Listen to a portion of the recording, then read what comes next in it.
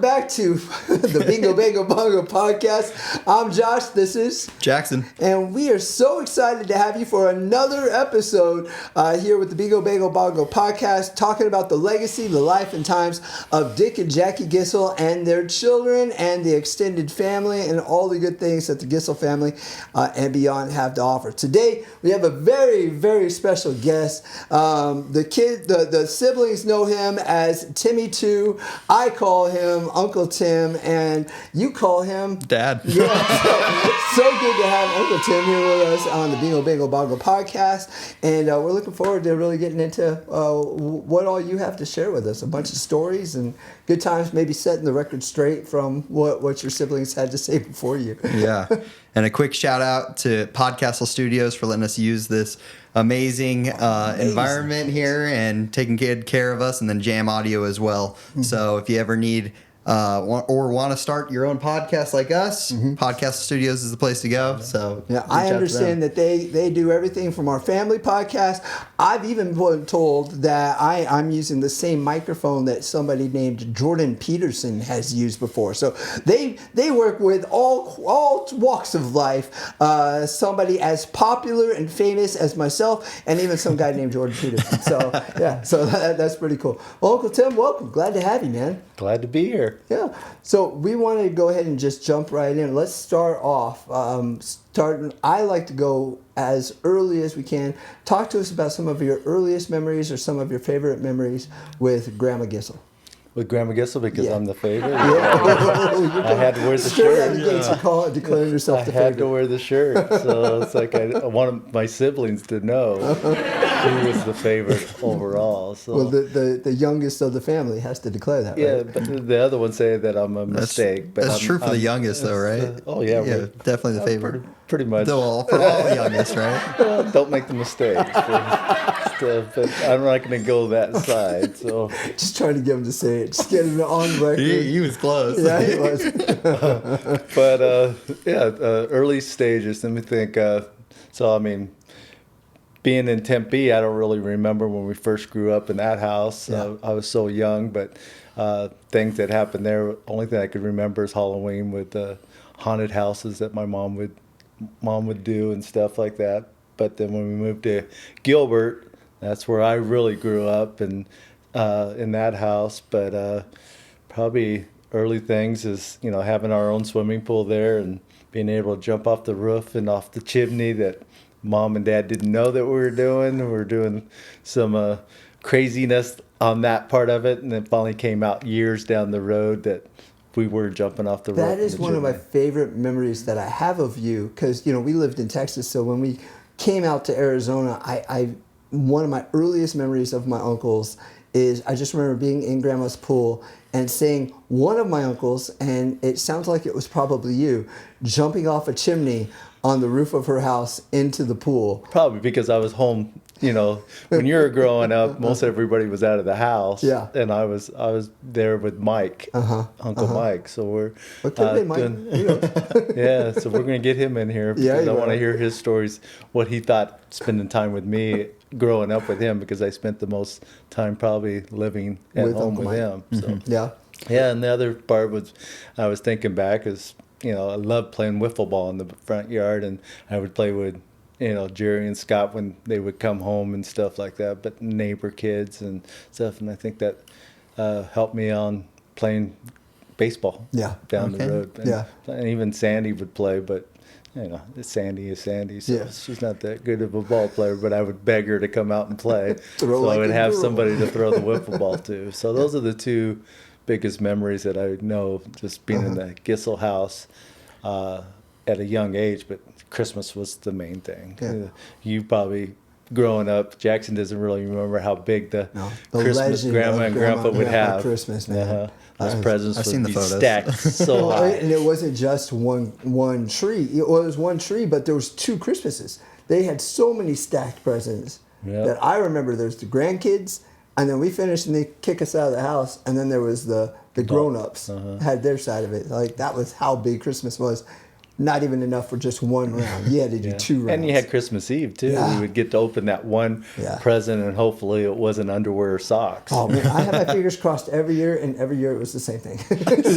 See, I was at the lucky stage though of it was me and Audrey. We're like the last two. So yeah, we're talking about the stacked high Christmas presents up to the tree. Well, it was just us two left as the kids. So we still got that same Still stack. got the stack, but it was all just for you. us. Wow. Yeah. Well, So we were. I just remember baby of the family. Yeah, The adults only got one because we would buy presents for just one of us and the siblings. So that's how it worked out. But yeah, you and Audrey. Yeah, we were leaving there with like iPods, scooters, like we had everything after that. Until cousin Jamie would ride your scooter and break it. Yeah, I on broke it Christmas Day, instantly. so, Yeah. We're not bitter. We're not bitter at all. Letting it go. Ruined Christmas for me. So you said that you were in the house longest with Uncle Mike. Would you say that he was the one that you were the closest to, or who do you think that you were, of all your siblings, who were you the closest with? Well, I looked up probably more to Jerry, and athlete-wise and stuff like that. I mean, Jerry probably picked on everybody the same amount, but I feel like I always got picked on the most. But closest-wise, I mean, me and Mike, I probably did more things and picked up Mike from work once I got 16 with the driver's license and stuff like that. So it was helping mom and dad out all the time on that part of it. But I mean, me and Scott and Jerry were really close too, just because we all played sports, and they always tried to help me in the sports part of it. Jerry always said I had the ability but never worked at it. I wish I had if you had really honed it. And I just looked at Jerry. I'm like, hey, it is what it is. But Scott always teased me because I was always walking in their footsteps. They paved the way for me in football and stuff. Not like your dad when he went out and played and just got beat up and he didn't pave no way for anybody. You're like, I'm done. I'm out. He quit, and then Mike didn't play any sports, so Jerry and Scott was the one that paved the way that all the coaches knew who I was. And that was another memory back in the young things. When they were playing, I was always got to play show up to practice and practice with the football players. So they always said, little Giss, don't let little Giss beat you, all the linemen and stuff like that. So I pushed the team to be better, I think. And the coaches loved me being out there. So I would do the sprints and all the Hill Week with the boys. And I didn't understand when Scott and Jerry were sore because I never got sore at that age. And then when I got that age, I'm like, that's why you can't move the next real day. life is hitting me. Exactly. Kind of like how pickleball's hitting you right now. Right? Exactly. It's not Taking an them easy out. sport. So you were talking about with jumping off the roof of the house and stuff. I want to go back to that the chimney, and stuff. I've heard a story from back in the day that like there was a step and you had to like clear that step when you jumped off the chimney, and that like I don't know if it was you that almost hit it, but you were telling me that somebody almost hit that thing with their back and it was like barely skimmed past it. Yeah, I mean, like Scott almost Scott told the story of probably suffocating Sandy saving life. We heard something about that. He was the one that probably tried to hit him because he bet me each level that he could go more shallower than me. Well, he stopped at the shallow part of the thing. Wow. I went to third step and stuff like that, and I went to the second step. I would never go to the first step, but the second step was when it all ended because I had a big scrape on the back of my back, and to this day I think I should have been paralyzed. Yeah. But Scott said he would give me $20 if I could beat him. Worth it. And I don't think I remember getting the $20 from the boys. Scott, you owe the man 20 bucks. Yeah. That's okay. He's good for it because Sandy owes him 100 is what we learned. This is what we find out is who owes who. Yeah. This podcast is quickly falling apart. Like, we're just learning who owes who money right now. Okay, so going back into the sports realm, so you being the youngest and definitely the most spoiled from my knowledge of being the youngest, right? I've heard stories of, Jerry was saying that you need to work hard and grandma's over here just giving you fresh, clean clothes when it's raining out for baseball games and stuff like that. You want to tell that story? Yeah, grandma was, because I didn't really want to be quarterback in high school. I wanted to be a running back like Uncle Jerry I think, talked about being a running back, but I mostly always remember Jerry playing defense because he liked to hit people and pick on people. That's how I I feel felt. like that's also a running theme of the podcast. How much Jerry liked to just lay it down on other people. And I mean, I like to run the ball. I wanted to be a running back, but Scott was a quarterback. Jerry was like, any reserve kind of thing with quarterback. So they made me a quarterback. So I going out for it, but just playing the sport, playing quarterback, I wasn't as probably good at football as Jerry and Scott were at football. But I remember getting moved up to varsity in my JV year, and I forgot my hip pads, and I called home, and Scott answered and said, I go, can you bring the hip pads to the thing? Well, I got moved up to varsity, so I was probably fourth or fifth string quarterback. And Scott goes, you're never going to play. You don't need those hip pads. And I said, dude, just in case I have to go in for something, maybe not quarterback, I need those hip pads because they may check me and not let me go in the game. And Scott never brought those hip pads to me. So I still look back, and then we ended up losing the first round of the playoffs. And I blame Scott to this day that the reason we lost is because he didn't bring those hip pads. Those are $20 and hip pads. Exactly. And I never did get in the game, but it didn't matter. I just said if I would have had the hip pads, I might have got in the game. Sure. Okay, well, maybe we're not going to be bitter about it. We're going to move on. Yeah. So for high school, sports was kind of a big part of your life and everything. I've also heard that you were in every club at Gilbert High too, right? I tried to get, the yearbook came out, so every the yearbook day of taking pictures for all the clubs. Yeah. I would sneak out, or tell the teachers that I'm in that club. So I would get out of class and get in the picture of every club. I did that too. My junior year, it's like every page. Absolutely. Exactly. And, I would circle my picture when it finally came out. But I got busted on the last one because they started noticing that. But I still got in the picture because I snuck my head in the background once they kicked me off the stage of it. That is so awesome. But that was my whole goal, is to see if I could get into every club. That I wasn't in any club, maybe the ski club, but maybe that was probably the only club that I was in. But the yearbook says that you're in all of them. So my name was because on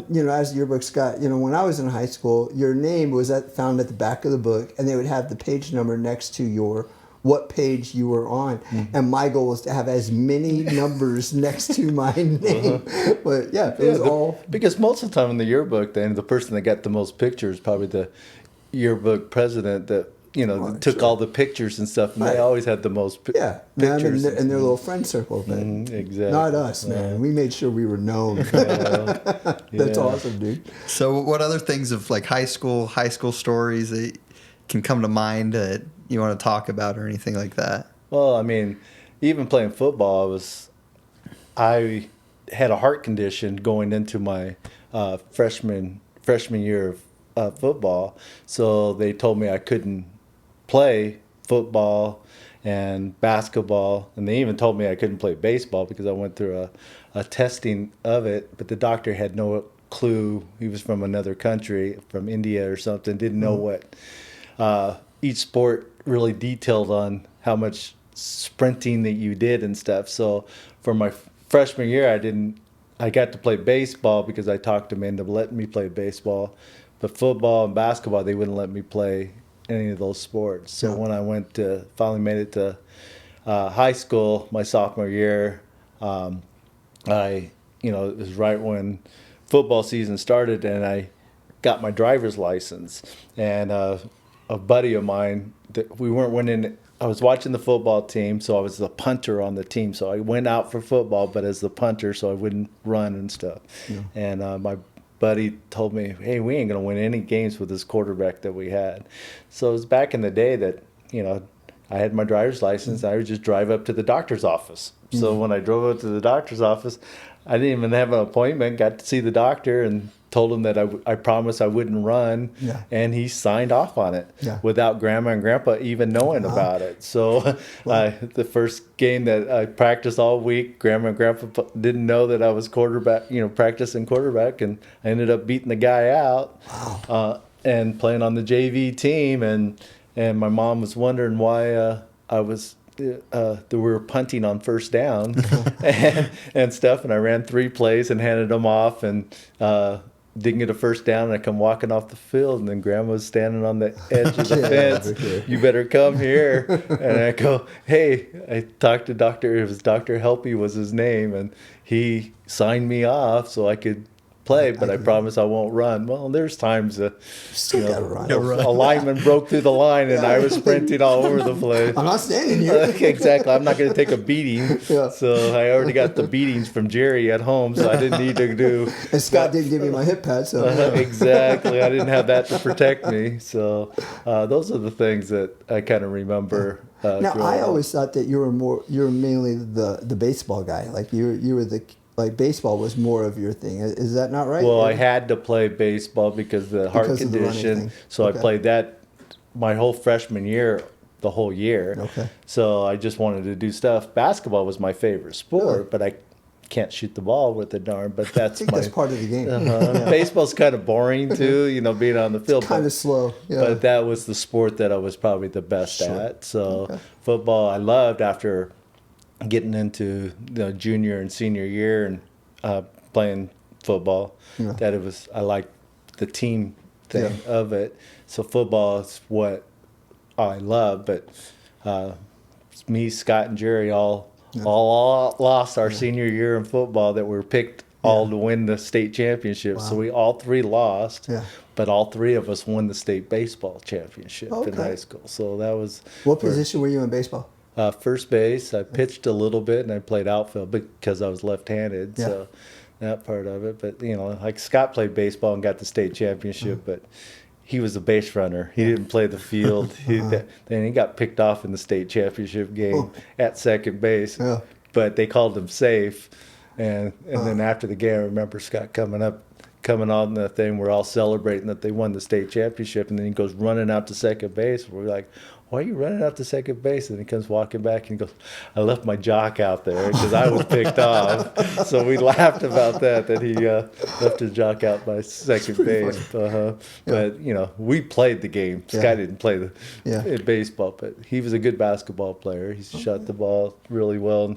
And when Scott was playing in high school, I tried out for the 7th and 8th grade team, and they would give me the same play Scott had, and in the corner to shoot, and the old high school gym was all rafters. And once I hit the rafters one time, they pulled that play from me, so I never got that play. Maybe not here. Yeah. Well, I'm truthful about what I was good at and bad at. I know Jerry and Scott probably weren't. I feel like we're going to move on. Yeah. So.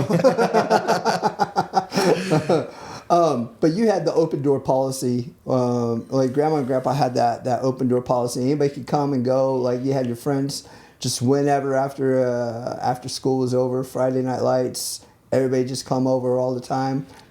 Was that still something that you took advantage of too? Yeah, I mean, I even had people that if they were having trouble at home, Grandma would let my friends stay there and live there for a while, and stuff like that if they're going through a rough time. Come on over. That's how Grandma was the open policy of, then it wasn't going to, go against their parents, but some of the parents were like done with them because of their attitudes or whatever. I don't know what was going on at home, but I would tell Grandma, hey, somebody needs help, sleep tonight. And she would let them stay there. But like you were saying, after games and stuff, I mean, one of the memories was Grandma's homemade pizza. She would always, and I miss that homemade pizza to this day. But later in life, when Grandma got older, it started getting more healthier, and it wasn't as good as it was when we were back in high school. But they were trying to put weight on us, so that part of it. Yeah. Well, what was it? We've talked about Grandma. What's one of maybe your favorite memories with Grandpa, like that you remember hanging out with him? I know I've heard that he worked a lot. Have a big family, got to provide and all that stuff. But What stands out to you that you remember? And it doesn't even have to be in high school. Just any point in life. What's a favorite memory that you have with Grandpa? Well, I know Grandpa was home a lot with your dad, Rick, and Mike and Jerry a lot, and then he started working more and more. Mm-hmm. But he was always there at every game and stuff. He would go in really early in the morning and make sure that he got off, and he would show up. But one of the memories was like I had a baseball game, and I think it was Nogales or Douglas, and it was raining, and nobody from the other schools' parents were up in the stands, and it's pouring down rain, and the coach looks at me, and Grandpa's up there yelling "Bingo Bango Bongo" and screaming and yelling to the top of his lungs. And the coach looked at me and goes, "Is that your dad up there?" And I said, "Yeah." And he goes, "Not even one parent from the other schools up in that stands, and my dad was up there cheering us on no matter what." But he's the only one parent too from even our baseball team that drove all the way down there just to watch the game. That's a drive. That's a drive from Gilbert. For sure. So those are the kind of memories that I think. But I think, him yelling and screaming, after a while I just I would block it out. So I would never, friends on the teams would always tell me, "Hey, do you hear your dad up there?" And then I would stop and pause. I'm like, he's going pretty crazy, isn't he? So those are the things that I kind of remember. But even playing one game, and we were playing Girard High School, and I remember playing the game, and there was a big poster from the other team saying "Bingo Bango Bongo, Mr. Gissel, we're gonna cream you tonight," or something like cream your Gilbert High School team and stuff like that. And I remember running around the field and coming up to the poster. I looked up at him and I said, "No, there's no reason to pull that down. We're going to beat you no matter what." And it was a pretty good memory of Grandpa, how he even got into other schools' minds without he established himself enough that other teams felt like they had to target him. Like we got spared. We spared thing going back and forth and be only him in the stands yelling at the other team. So matching him. That's awesome. He had all the spirit of the world. Yeah, I love that. I absolutely love that. But that's one of the biggest memories. And when I said to myself once I got older, I wanted a job that I could be able to spend time with my kids and make sure that I made all the activities too, because my dad was always there. I never remember him ever missing a ball game. So. Yeah. Well, and speaking of which, as you were growing up, do you remember what did you want to be when you grew up? What was kind of an aspiration, dream? You knew you wanted to be around for your kids like Grandpa, but did you have...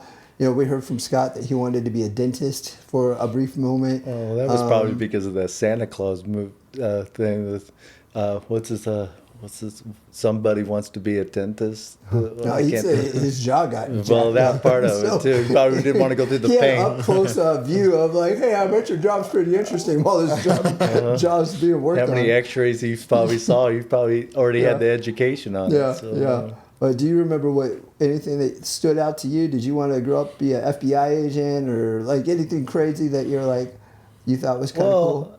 Just like your dad was a police officer and Jerry was a police officer. So I remember making a video in my senior year that I was going to be a cop. A cop. So I went to college, played college baseball, and I went as being a cop. But I didn't like how people didn't like cops. So my dream really was to be on the fire department. Okay. So be like an arson investigator or something like that. That was my dream. So then, but you had to be a cop or a fireman first. Sure. And I didn't, just taking the college courses and stuff like that. But I didn't like blood either. So even on the fire department, I had to go through all that kind of stuff, going to the hospital. And that's one thing I didn't enjoy. But I just, and one thing that stuck in my mind taking those courses was being at the hospital one time and a lady having emphysema. And, she was having trouble breathing. The only thing that kept popping in my mind was Grandma always smoking. And didn't want to have that memory of Grandma passing away kind of like that, struggling breathing. So I remember that part of it that I didn't want to be in the hospital anymore either. So Yeah. medical field was probably not No, in the I don't cards for like you. bumps. I don't like touching that kind of stuff. Yeah. So, Yeah. Well, I feel that. I'm very similar. Like I'm very. I saw an episode of ER and I was like, no, I think I'm good. and just watch it on TV. Yeah. Not my jam. Yeah. Okay. Well, you talked about college baseball that you went and played in college and everything. You want to tell us a little bit about, you playing college baseball and how good you were? Well, I didn't know that I was recruited as a pitcher. I went there to play first base. Well, what college was it? It was Central Arizona College out Okay. in Casa Grande. So when I went there, I didn't know. First day of practice, they said, get on the mound. And I was like a cocky 18-year-old kid that I knew I could beat the guy out at first base, and I wanted to bat because most times most pitchers didn't get to bat. So I didn't want to lose that part of it. So every day in practice, all I did was run around the field until the coach said, are you ready to pitch today? And I'm like, not today. But I was on the team running the bases and stuff like that. And I thought I could even play outfield. But they needed left-handed pitching. And I did pitch a couple games in high school, especially playoff time, to save our pitching so we could win them because I threw strikes. But I was already a quarterback in high school, so I didn't want the pressure of being a pitcher too. I wanted to bat. So I had a little bit of selfish things that I didn't want to listen to authority at that time. Sure. So I had a little problem with that. Young buck, young athlete. Like I know better than what these coaches might think, kind of thing. And the players, like a lot of the players on the team, kind of like, because we did some stupid training stuff, hitting with a big huge pipe against his tire, and it would, when I got to go hit in practice, it would change my whole swing, and I would pop up, and I'm like, why are we doing this stuff? And I would get everybody with me, and then we would go to the coach and say, we don't want to do the pipe thing, and he would say, then you guys are going to do this, and he tried to show us, and then after about 5 minutes of hitting that tire, he goes, okay, you guys don't have to do this. So everybody always egged me on to be the guy against. So the coach really didn't like me, so I ended up transferring after the first year of playing college baseball for Central and going to MCC and playing, trying out for them. And then spring ball came, and found out that only way I was going to make this team to pitch. Yeah. And I said, I'm not as good as this first baseman, and this outfield's a lot faster, so I better pitch. And I got on the mound, and then I tore something in my shoulder, and I knew that I was pretty much done. I mean, I could have surgery, but I was never throwing in the high 90s to really go any further than what I was at. So I just said, if I'm not going to be able to play first base or outfield, I'm going to hang it up and find another way to Another path to do it. But Yeah. Jerry always asked me to play on the police softball team all the time and stuff, because if I took time off of throwing, I would be able to throw for probably one season, and then it would start hurting by the end of the year that I didn't have no arm to throw anything in. Yeah. But even Uncle Jerry wanted me to be a police officer because he wanted the police softball team to be really good. So he would have me play, and says you can have two non-police officers. So if I played, and then if I join the police department, we can get this other guy, and we can even be better. But I'm not very good at shooting guns. I don't have no problems. It's that basketball thing. You got to be accurate. Right? Accurate. I think I always used the wrong dominant eye to even squint. So but Uncle Jerry would always say, we'll teach you how to shoot. Yeah.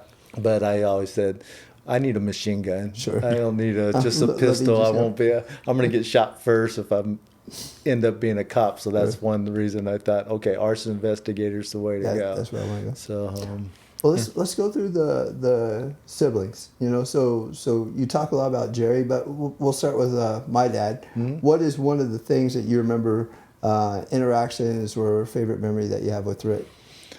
it was hard because we're 10 years apart. So I barely feel like I knew your dad. You know, he was not home very much because he was out doing fun things with his friends and stuff like that. So me being around him, and he didn't, you know, we weren't going to activities like we would do with Jerry and Scott. So my mom wouldn't be taking me out of school for something that your dad did for something with school. So I just remember your dad riding dirt bikes and doing mechanical stuff with it. And he had a one of those Chargers, kind of looked like the Duke of Hazzard's cars. And that was one of the big memories that I remember your dad, because when he went to the Air Force, that car stayed there. And I always was begging Grandma to Let me have it. let me have it, because it's just sitting here. Yeah, Rick's not coming back. He's in the Air Force, but no, it's gonna sit there until he comes back. So it just sat there. I remember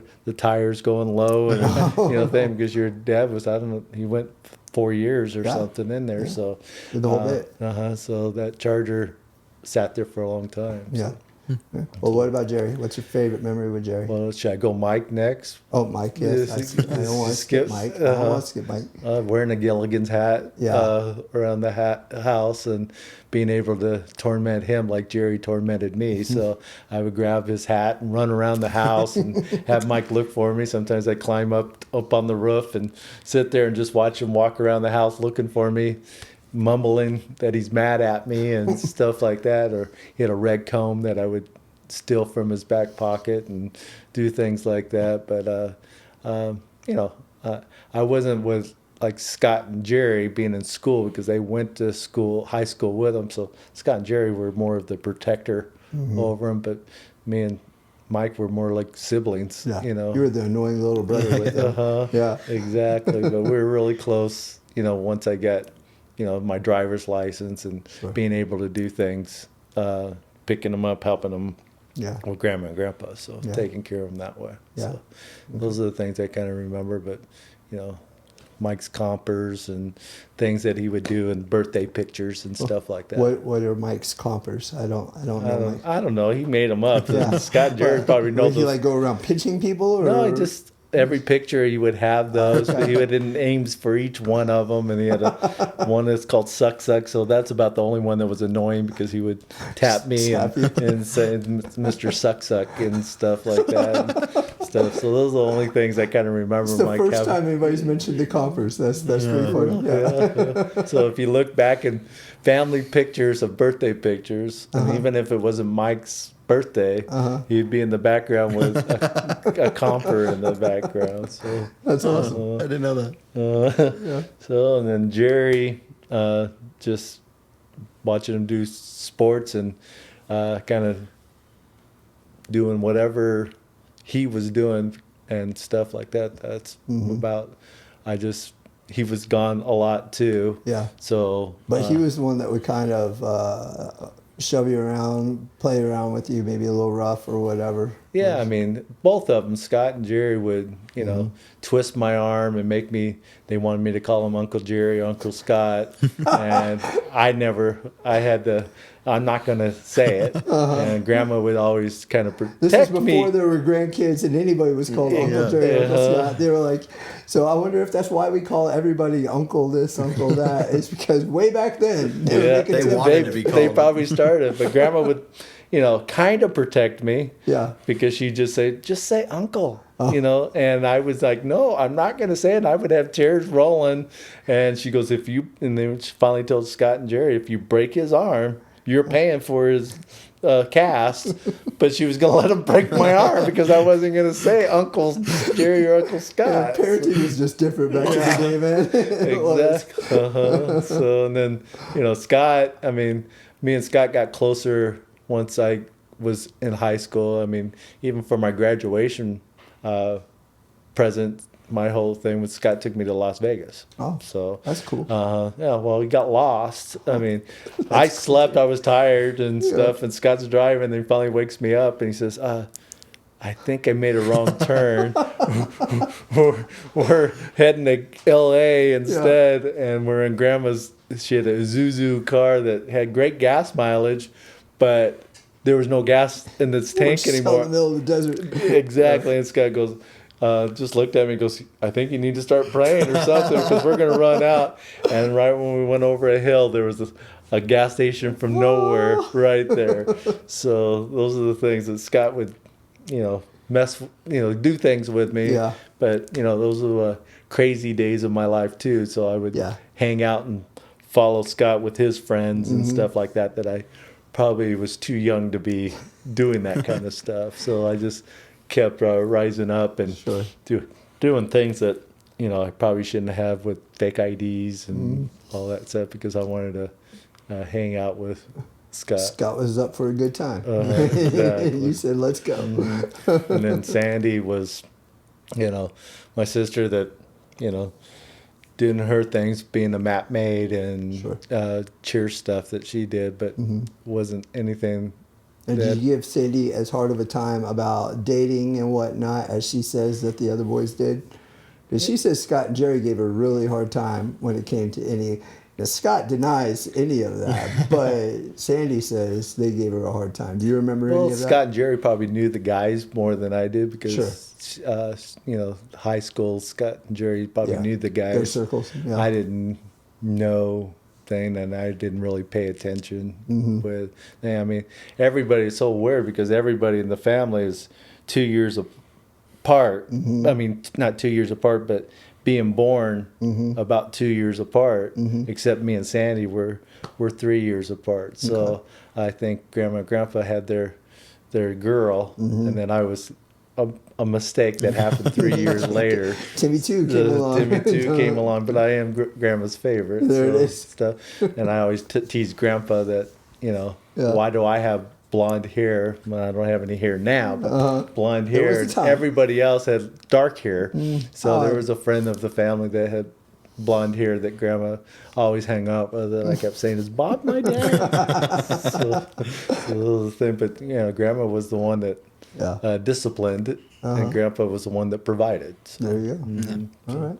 I was afraid of Grandma, and I think everybody was more afraid. If Grandma said stop, we stopped. Yeah. But if Grandpa said stop, we just kind of laughed like. Kind of smile at him. Like, okay. Exactly. So, Yeah. Well, you talked about with Scott that you'd go with like fake IDs and, do some stuff that you probably shouldn't be doing and everything like that. You want to kind of tell kind of that story of kind of how you got out of that and everything like that too? Yeah. I mean, I had issue with cocaine and got into the drug world thing.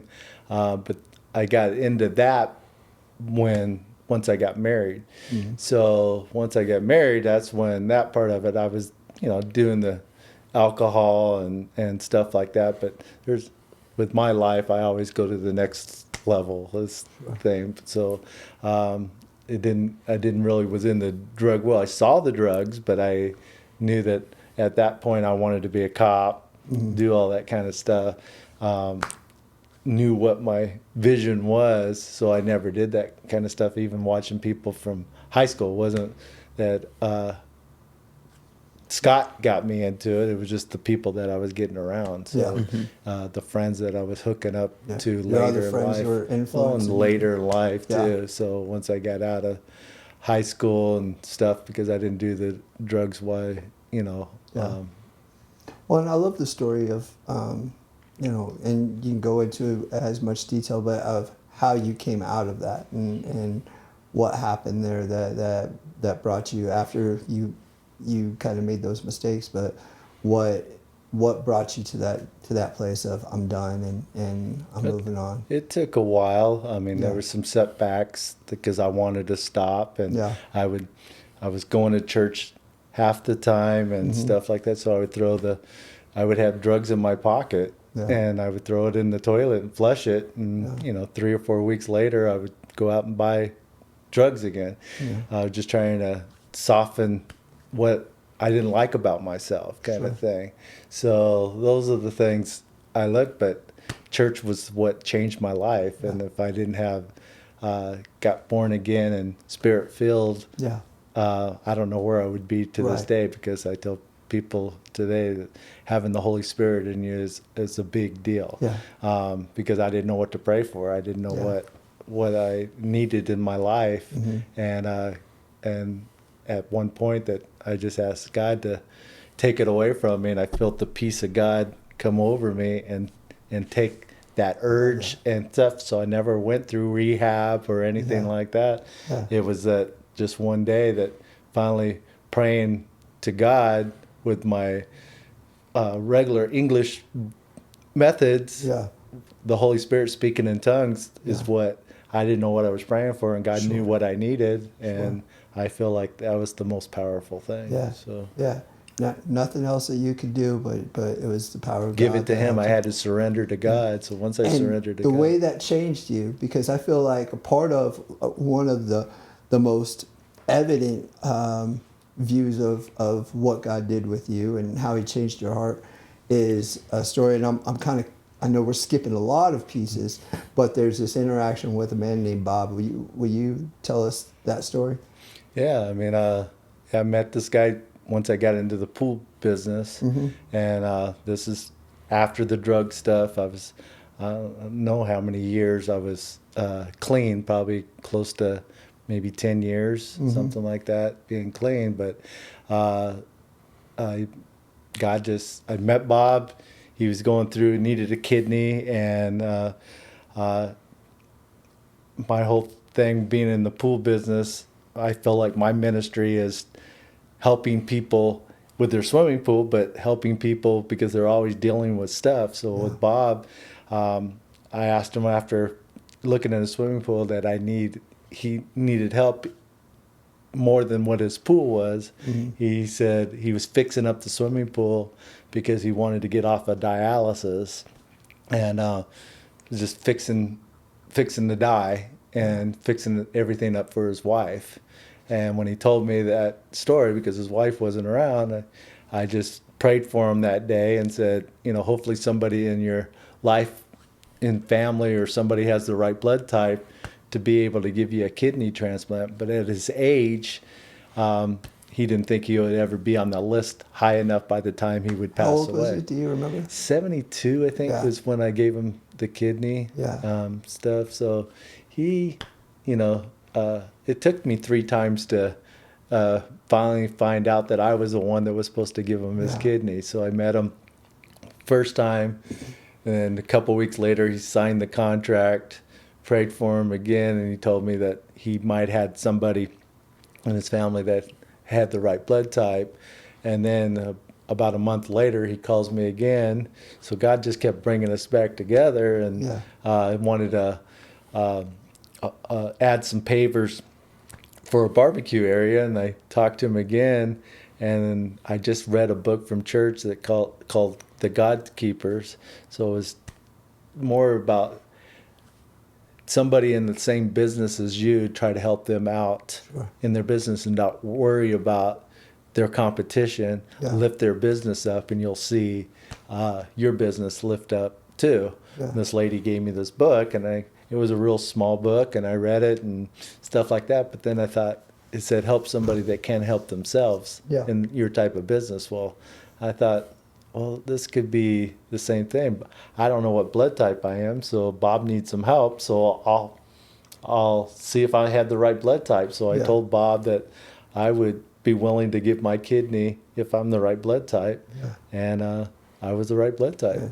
And I remember you writing that report about me and saying you looked up to me on that. I would give my kidney to somebody, but God told me to do it. It wasn't that I was doing it to be able to go to heaven, because I already knew that I already had a place in heaven. So I always get people that know my story to say that you did something that way, but I'm like, well, I already had a place in heaven, so it didn't really matter. And the whole thing is such a God thing, right? Like who you were when you were struggling with a life of drugs and all that, you wouldn't have been open to running across to a guy like Bob. I would be so selfish. The thought to even, sorry, podcast, turn off my phone. So the thought to even give of yourself to a random stranger like that, like I don't believe most people have that thought. And if God's speaking to you, to have the courage to say, you know what, God, I'm just going to trust you. This makes no logical sense at all. I don't know who this man is. I'm just trying to sell a pool. And this has nothing to do with the pool. You're telling me to give a random dude my kidney. you got it. I'm going to do that. And the fact that that's what I looked up to you, and I still do look up to you for not the act of giving a kidney, but to hear the voice of God and then act upon it with when you didn't know how this is going to turn out. And I'd never had a surgery in my whole life, because if I would have, it would have been when I went surgery for my shoulder, would have been the first time ever really doing a major surgery. So I'd never even been under in my life, because even my heart thing, I did a catheterization with a thing, but they didn't knock me out. I rode a bike to see how my heart rate is.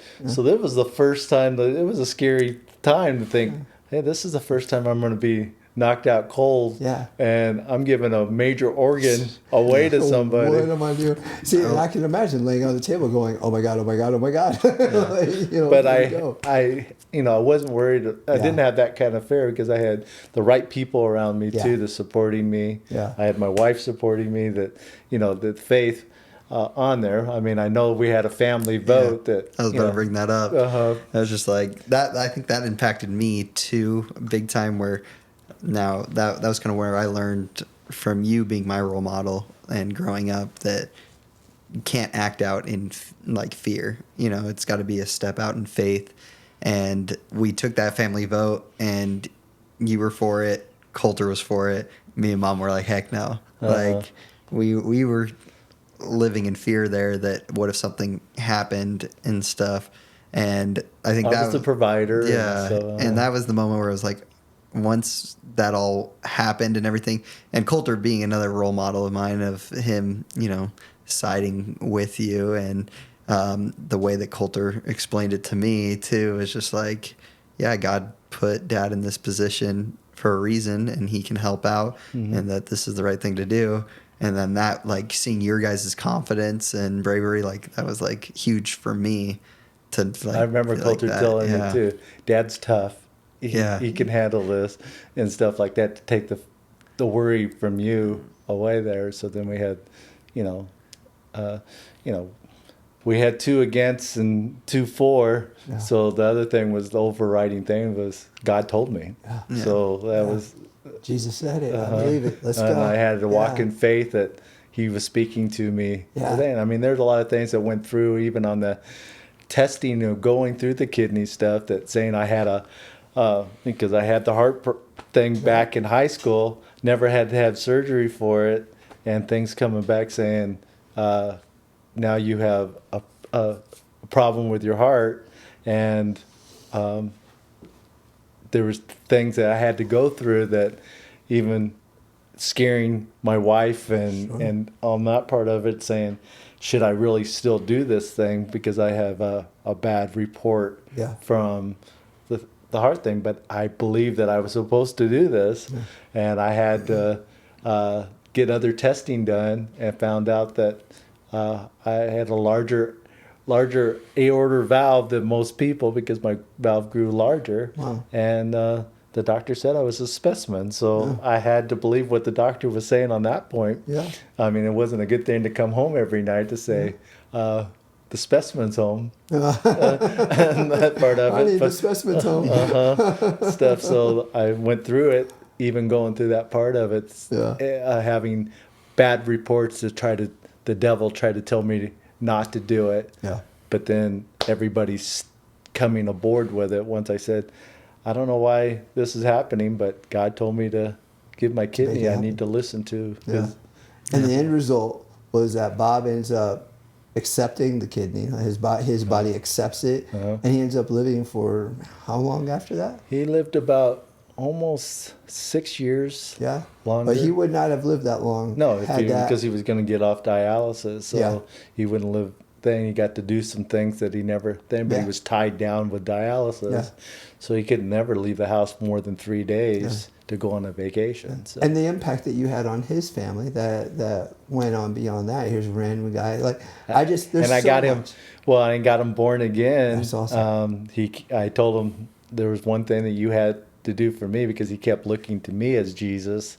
And I kept saying, Bob, I ain't God. You know, he's the one that got us together. Yeah. And I believe that you can be healed without me giving you the kidney, but God used me as a tool. That's so awesome. I used it as a tool, but I told him one thing you have to do is you got to come to church. Yeah. And we pray for you and see if, you can be healed that way without me giving you a kidney, because I believe that you can be healed. Yeah. So the elders prayed over him and stuff like that, but he received Christ and stuff. So since, the time that he had on this earth, I believe I get to see him again. Yeah. And he used to call me all the time and yell at me that I wasn't making the phone call because I was his brother. Yeah. And I'm like, well, you're retired. I'm working. I'm busy. You can call me anytime. Call me whenever you want. So he was an ornery old man, Yeah. but I loved him as a brother after very giving cool. the kidney stuff. That's such a fun story. I love that story, man. Yeah.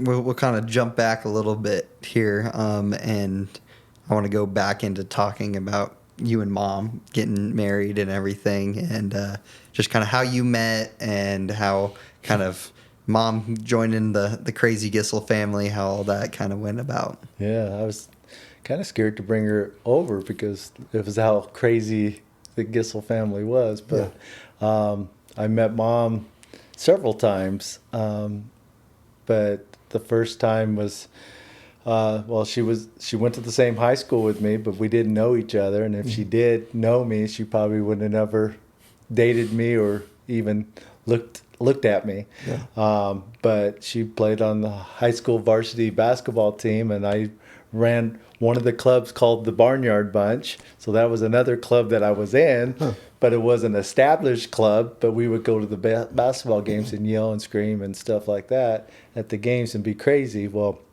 after high school was over, I was in the pool business and umpiring high school and college baseball at the same time. And I would run into her at different places. So we ended up playing on the same softball team, and she was dating somebody and I was dating somebody. And we never really talked on the team because her boyfriend was a little jealous, and she'd just stay away from me, that part of it. So we would play softball. We ended up winning the softball championship. I pitched, she played first base. We knew each other, knew what she looked like, but then I ended up breaking up with my girlfriend. She ended up breaking up with her boyfriend, and a buddy of mine said, let's go to the lake and go water skiing. So he begged me to come.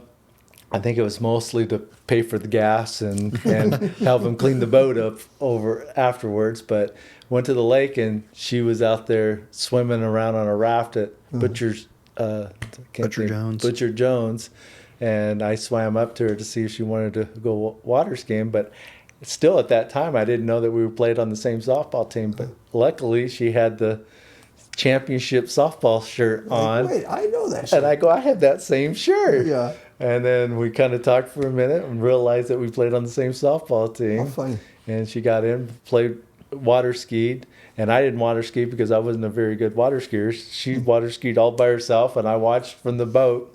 And when she got in the boat, I said, hey, can we go out? Can I get your phone number? And she gave me her phone number. Well, it was back when there was no cell phones, and I'm trying to memorize her phone number, home phone number, over and over. I kept saying it, and my buddy's saying different numbers and just screwing me up. Oh, no. I'm just lucky that I knew her last name was Woolsey. Yeah. So got the white pages of the phone book out and started going through it, and there was a lot of Woolseys that were in Gilbert, too. A phone book for those younger generations happens to me.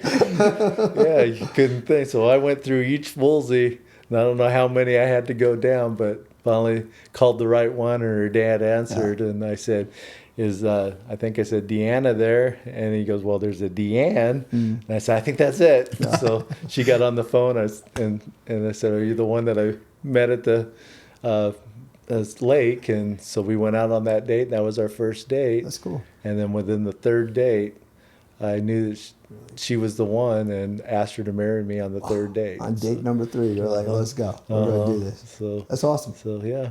Yeah. Very cool. Yeah. And then you want to tell that proposal story too? Well, yeah.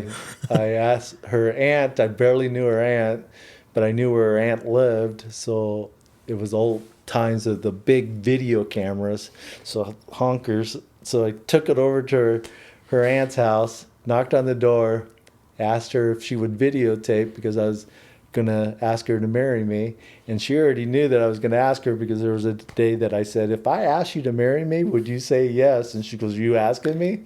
And I said, are you saying yes? Because I didn't want to be turned down. Yeah.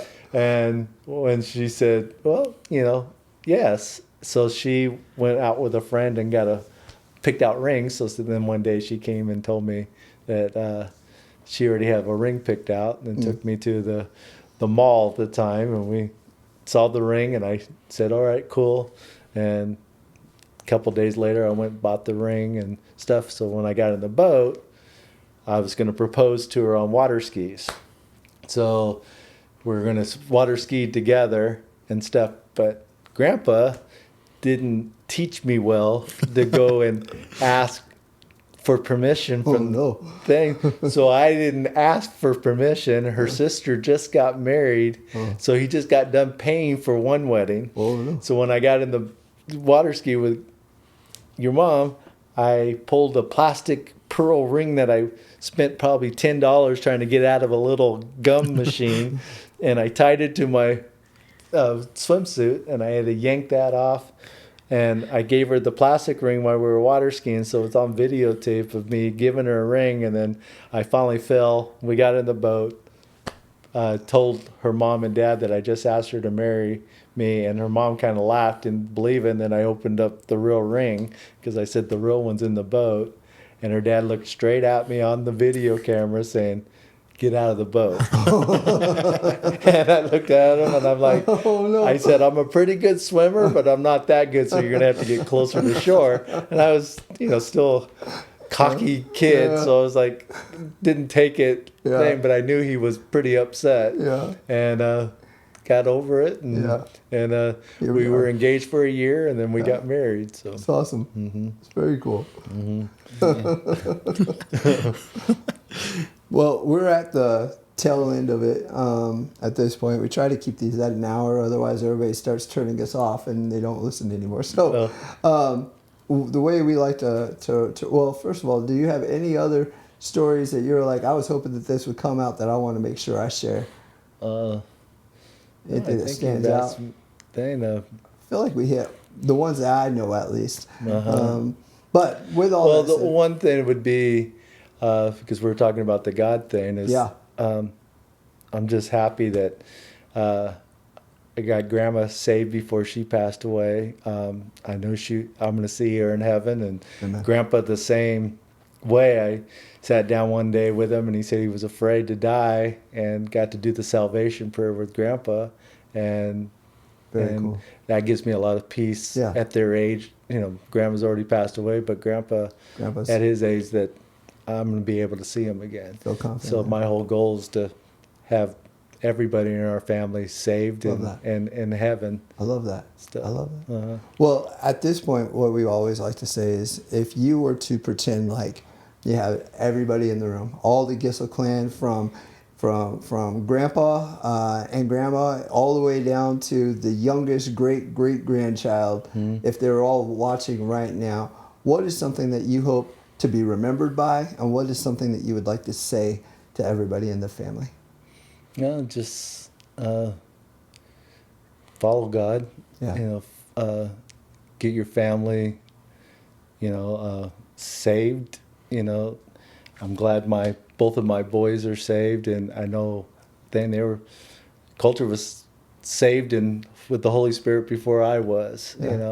But following God and knowing that that's our Lord and Savior, that He's going to take care of us and provide, and there's no reason, and He's our healer too. Yeah. So we're not worried about doing it ourselves, that we have Him to be able to do it. So look up to Him that way. Yeah. But knowing and going to church is my number one thing, to raise a family and making sure that they look up to you. Same thing with my boys. I look at them and they take care of their wives. They provide for their wives. They know and protect them, and they love God. So I just know that if we can do that with our kids and our grandkids, know that and follow their parents that we're going to have everybody in heaven together. Love that. I absolutely love that. Yeah, You have that's anything awesome. else? Well, Dad, we always also want to end it with a Bingo Bango Bongo. So if you want to give us a Bingo Bango Bongo, The way that Grandpa was. yeah, Yeah. Well, he would always, every morning, if I had a ball game, he would do that with his hands and then say, you want this, big game today, big game today. And then he would say, bingo, bingo, bongo. So he could try to fire us up to know that we're going to win the game today. So That's that awesome. was how it was. So he would always say 1, 2, 3, bingo, bango, bongo. So, awesome. there you go. Well, Dad, love you. Thanks for coming on and letting us do this podcast with you and letting you show it to the rest of the Gissel clan over here. But that'll do it for this episode. It was Bingo Bango Bongo. Again, shout out to Podcastle Studios for taking such good care of us and Jam Audio. Right. Yep. Josh? That's absolutely beautiful facilities here. So make sure you look them up online. Uncle Tim, love you, man. Love your stories. Thank you so much for leading the way and showing everybody what it means to be a true Christian. And I appreciate you, man. And let's all continue these stories the way that Grandma wanted us to do. Thanks so much for watching, everybody. We'll catch you on the next one.